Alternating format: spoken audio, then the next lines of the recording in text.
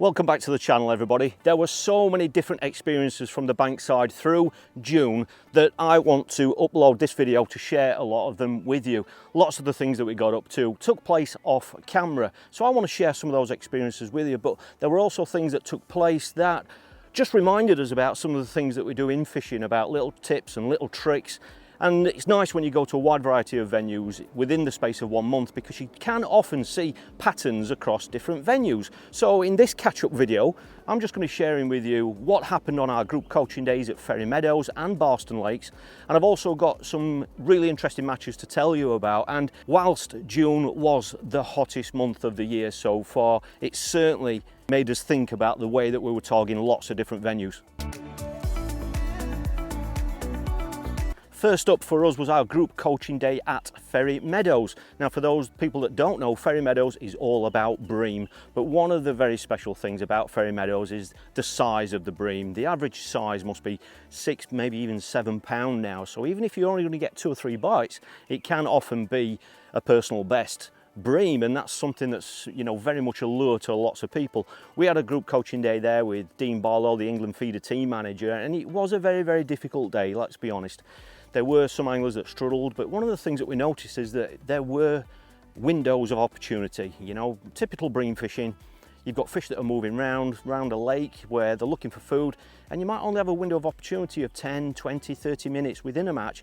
And those are the opportunities when you really need to capitalise, particularly if you are match fishing. All the anglers had a great day. It was thoroughly enjoyable. We were so pleased to get so many on that day, especially, you know, with that venue fishing particularly difficult. There were the Ferry Cup qualifiers taking place at the same time, so we actually knew that the venue was fishing hard, but just by fishing down one line, by setting lines up, by trying to trigger bites, some of the lads had a cracking day's fishing, and like I said, the average stamp of the bream was absolutely brilliant. Just a week later, it was our next group coaching day, but it was the one that's a very, very unique format. It's what we now call the Catch Fishing Cup, and we only used to run 1 a year of those, but this year we're actually having 4 this year, and they've all up to now sold out. So it's obviously a very, very popular type of group coaching day, and it's one where we basically split the anglers into 2 teams, and both teams actually fish against each other. The week before, the teams are drawn at random, and then you've got 1 whole week then to liaise with your team captain to try and formulate some sort of a plan leading into the weekend. And so this style of group coaching really gives you live match coaching, because myself and Dean Barlow are on the bank with you during the match, where we're trying to tweak your plan or trying to formulate where you can change it. And it's a really nice format in the sense that you're only competing against the angler at the next peg. So you're constantly in touch with how good or bad you're actually doing. And it's okay saying that they're catching down at the other end or the end pegs are dominating. It doesn't matter. All you need to do is compete with the angler at the next peg. So you're actually fishing the same bit of water. Once again, it was all about windows of opportunity. There were times when some of the anglers went an hour and a half, 2 hours even without a fish, and then all of a sudden they'd get 2 in 2 casts. So once again, that was a very, very common thing. Obviously, Ferry Meadows was bream fishing, Barston Lakes was all about carp, but it just shows that there was one definite pattern there where, again, you were hoping you were going to get a visit where you could capitalise on those windows of opportunity and land as many fish as you possibly could. It was the closest event we've ever had, and both teams actually tied on points. However, it went to weight count bike, and it was Team Barlow that ended up winning the competition again. Huge congratulations to them, and there were some fantastic individual performances within that, even on both teams. And most of the anglers, if not all of them, have already asked to be booked on to the next one as well. So it's obviously an event that they like, and we are returning to Barston Lakes for the next one. But if you are interested in any of our group coaching days, I'll put the website address below for you and a link in the comments, and that's where you can just check out what we've got scheduled for the rest of this year, and you can actually book on through those posts as well. Next up for me was a brand new competition. It was called Method Maestro. It took place at Lindholm Lakes. It's the first time it's ever taken place, and it was a 3-day event. And whilst I was hoping to get to Lindholm Lakes and just spend a little bit of time fishing the method feeder there and just trying to figure out 1 or 2 things across the different lakes. However, it coincided with my completion of finishing off the website, the coaching site, the courses website, and I just literally didn't have any time to go along there.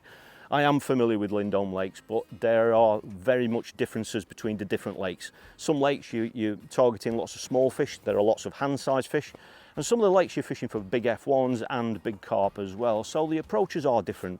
For me, it didn't really go my way, I'll be absolutely honest, you know, and there was literally probably 1 or 2 decisions each day that really cost me. It was really down to those key details about feeding, and for me, because we want to look for patterns, for me it was the margins over 3 days. Day 1 I was on Bankside Lake, day 2 I was over on Laurels, and then on the final day I was actually on Strip. So those are 3 completely different lakes. However, it was all about the margins for me, because I've caught fish early on out in the open water, but once I've come back on my margins, I didn't really feed them right on either day, to be fair. I have caught down there, and I've caught possibly more than the anglers around me there, but it still wasn't enough. You know, in hindsight, you know, it's something that I should have experimented a little bit more with as regards feeding ground bait instead of pellets and that sort of thing. I ended up on a total of 13 points, which left me in 9th place overall, which I thought it was going to be much worse than that, to be honest. But I've got to say a huge congratulations to Shemek on a perfect 3-point score. He specialises in method feeder fishing, and he is very dominant on it as well on lots of different venues. And just to reiterate about, you know, looking for patterns and things that you focus on through each month and what you take away from each match, Shemek is incredibly good at fishing margins, and he's openly admitted to me that that is where he's spent a lot of his time over the last couple of years on different venues trying to work out the margins, and he's admitted that that's where he's had most of his success. And to say he's not really fished Lindholme Lakes before, he did absolutely fantastic to win that event. Huge congratulations to him. And it's an event that I look forward to and hoping to compete in again next year.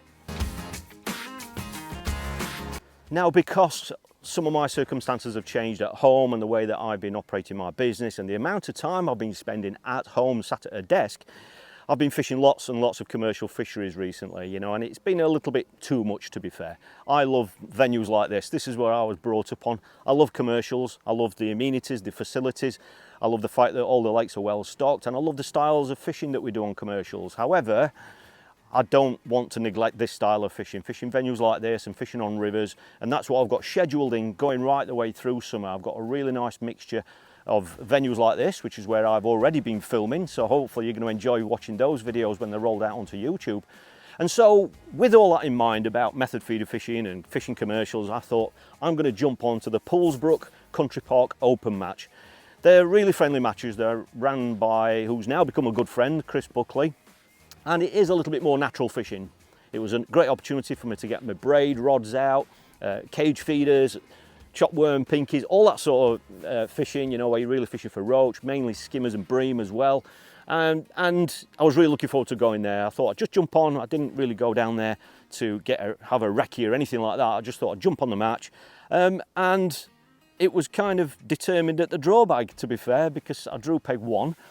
And to cut a long story short, I ended up winning the match, but it definitely wasn't in the manner that I wanted to win it. Peg 1 is a bit of a freakish peg where you've got, it is basically a corner peg. You're not right in the corner. And so on all the other pegs, I would have fished a 2 cage feeder line approach where, you know, I would have just fished for bites on one and fished for bream on the other. Just really nice cage feeder fishing. However, when I drew peg 1, you know, it is known for having a very high chance of hooking a carp or a tench or a bonus fish, basically. So I thought, well, I need to give myself a chance of winning the match. And because that is in a little bit of a corner, I had to fish it differently. So I literally spent 4 hours fishing the method feeder. I couldn't believe it. I'd gone there to fish with a cage feeder, but on that peg, it's just about the only peg where I would have done that. I fished a method feeder for 4 hours. Thankfully, I've fished for a carp, and thankfully I've had a bite from one. I've hooked it and landed it, and the carp weighed, I think it was 10 pound 8. So it's not a match-winning fish on its own. You know, you're not going to win with 10 pound on there. You normally need between, 16, 20 pound usually on there. You know, one of the key lessons that I learned from that is that on venues like that, where there are lots of skimmers and lots of bream, you tend to think that even if you don't catch your bonus fish, in my case a carp, then you might catch 2 or 3 bream as well. And I was almost certain that was what was going to happen. So I thought, even if I spend 4 hours fishing for a carp, even if I don't get one, I might still run the chance of catching 2 or 3 pounders, which is the equivalent of a carp. However, it didn't happen. I only had one skimmer in that period, as well as a carp, which was really, a bit of an eye-opener, to be fair. That, it's not a foregone conclusion that even if you scale down to micro wafters and things like that, you're not always going to catch those accident fish as well. And I don't know if it was a depth thing, because I was casting up that left-hand bank and it is a little bit shallower. Whether that's the issue, I don't know. But to cut long story short, I spent the last hour on a cage feeder, really short, and I caught 4 more skimmers and about 30 little perch. So I ended up with about 17 pounds, which was enough to win the match, which was good. But it was certainly an eye-opener, but it was just a little bit disappointing that I'd drawn that peg because of the way that the way that I fished it. And so it was great to get back there, and it's definitely a venue that I want to fish more going through summer for that style of fishing, fishing with a cage feeder, fishing for bites. And I'm sure we're going to see it change through summer as we head into autumn, but that was a really nice, refreshing change to get back onto a natural style venue. The next match for me was the second round of the Garbolino British Rod Only Championship. Now, this is a brand new event again for this year. It's been run by Alan Norrish and David Wood and sponsored by Garbolino. And we've already had round 1. That was at Hayfield Lakes. And that was a very interesting match. It was red hot, the carp weren't really feeding, and I've just gone down an approach on that round where I've just basically fished with a waggler and I've fished shallow with casters. That's it, pretty much. I did go and try a pellet waggler, I did try the method feeder in spells, but I've really caught all my weight on the waggler, feeding casters but with double maggot on the hook, and I've had a fantastic day's fishing. In that particular lake there are lots of Carasio, which are just, they're like, pound and a quarter F1s basically. But I also caught lots of skimmers as well, and as the day progressed my peg got stronger and stronger and the fish actually came shallower and shallower. I fed 3 pints of casters and I ended up winning the lake and winning my section, so that got me off to a great start in that league on just 1 point, because that league is based on section points, not weight. And so the second round, which took place 2 weeks ago, was at Meadows. So I didn't really want to blow out on that second round, and it can be easily done at this time of year. Just because it's warm, the water's incredibly warm as well, that doesn't always mean to say that the carp are going to feed. They still hadn't spawned properly. We were expecting them to spawn after, a prolonged warm spell. So I went there very, very cautious. To cut long story short, again, I've caught every single fish on a pellet waggler. The fish were cruising around, out, just on the top, and I really spent the whole day mugging. I haven't caught a single fish in my feed, so I was loose feeding 8mm pellets, and I haven't had a single fish in my feed. I haven't had a single bite. And as it turns out, the lad on my left and the lad on my right, they were the same. Not one of them had a bite in their feed. So I've mugged every single carp that day. It's not my style of fishing, and I wouldn't want to do it all the time, but I ended up with 123 pound. Didn't catch loads of fish, but the average stamp, they were up to 20 pound. There were some really big carp. So I weighed 123 pounds. I've ended up 4th in the match with that. Unfortunately though, it's actually put me 3rd in the section, which I was really disappointed about. I was pretty certain that I'd got 2nd in the section. Peg 1, or the peg in the corner, was Craig Tidswell. We never thought we were going to beat him on that peg anyway, and we've never even thought about that peg, and he's gone on to win the match. So realistically, all of us in that section were saying that we were fishing for 2nd. And I was sure I'd got it. But Brandon at the next peg on my right, he's had 1 more fish than me. He's beat me by 8 pounds. And I've got to admit, I was all really, really disappointed. I thought I'd done enough. But, I haven't done that style of fishing, mugging carp like that for 10 years or whatever it is. So I can't complain too much. But so that gave me 3 points. So that puts me on 4 points now after the second round, going into round 3 on 4 points. So, I'm not out of it yet, and so obviously I'll be doing everything I can going into round 3, which takes a place at Makins. But the key thing that I took away from that match at Meadows, yes, okay, you tell people that you've spent the day mugging carp. It can sound quite simple, but there were things that I found that I had to do and things that worked better than others. The first thing was the type of waggler that I was using. It was quite a blustery day with the wind. Now, most of the time, the wind was actually off our backs, but it did keep blowing round, coming left and right. Occasionally it came into us. And, you know, obviously you need the wind to be right when you're fishing with a pellet waggler, but when you are mugging fish on a pellet waggler, it's even more important because you're actually casting to single targets, you know, and it's no good casting to a carp that's 30 meters out and it lands behind it or the other side of it. It's got to land in the right place, you know, and on that particular occasion, you had to land or your hook pellet or your hook bait had to land literally that far from the front, from the face of the carp. If it landed anywhere else, I never got a bite. But when the wind's as tricky as that, when you're casting out a waggler, trying to be as accurate as you can, sometimes the wind would change, it'd go that way, that, and so it was very, very messy sometimes. I've got to openly admit that. And so I found that I had to try and catch carp as near to me as I could. The main place where any carp came through was probably at about 35 meters, which is quite a long way out for a pellet waggler. There were carp even further past that, but because your waggler's up in the air for so long to get to that range, that is where it was getting affected by the wind. So it's all right, you're releasing it dead accurately on line with a fish, but if the wind's going to blow it, and it was just really, really messy. So I almost had to put the rod down sometimes and just wait for one coming past at 15 meters or 20 meters.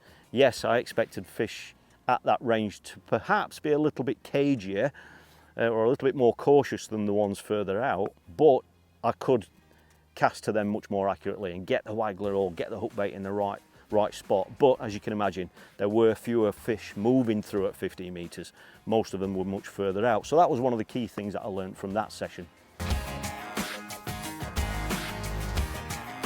And the final thing that I've got to mention from June was another huge congratulations to the England feeder team for becoming world champions. As most of you will know, I wasn't there this year. It's the first time in I don't know how many years I haven't been there. And it was just fantastic to see, not only for Dean to win it, but the lads as well. You know, obviously I've worked very, very closely and still do with Dean, and I know how much it means to him. And I think, you know, a lot of people know that it means a lot to him, but I don't think a lot of people really know how much it really means to him. And, you know, he's changed things around this year, you know, and I can openly talk about this now because he has put that on Facebook to let people know. He actually changed the format this year, and, you know, whilst I'm not going to go into too much detail about tactics and all that because that's not for me, Drennan International were there to cover the event with Alan Scott on. They did an absolutely superb job, and they are producing a film all about the World Championships, and that will be on the Drennan YouTube channel. So I'm not going to take anything away from that. I wasn't there, but I'm sure that film is going to tell you all about the tactics and things. So it's going to be much better off, you know, hearing it from them and watching and enjoying that film. But, you know, the key thing for Dean was, you know, without it being a bit of a spoiler, and that is that he selected the team before he went. And, you know, I can't say whether that had a huge impact on the result. I don't know. But what he did is something that I was a fan of many, many years ago, because when the lads got out there, they weren't competing for their place because they knew they were fishing.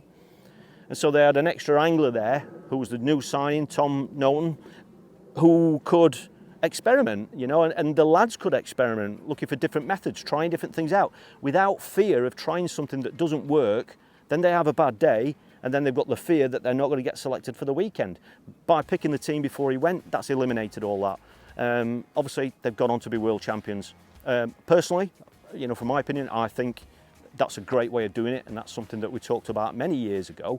And but the end result, whatever, you know, however they got there, the end result was absolutely fantastic. Massive congratulations to them. And I'm pretty sure now that, you know, 2 weeks after the event, I'm sure they're still buzzing from that. So it's been a very busy month. However, the majority of things I've done this month have been off camera, and that's why I wanted to give you this upload. And if you'd like to see these at the end of every month, then I can certainly produce one for you, just to give you a bit of a monthly roundup. I'm going to get back to filming. Hope you've appreciated this little bit of an insight into what it's like working within fishing, working within this sort of industry and just the kind of things that we're getting up to now going through summer. And don't forget, if you want to check out any of our group days, the individual one-to-one days, or even the online courses, just check out the website below, catchfishingchannel.co.uk, where you can find information about everything. So thanks for watching, and I really look forward to seeing you next time.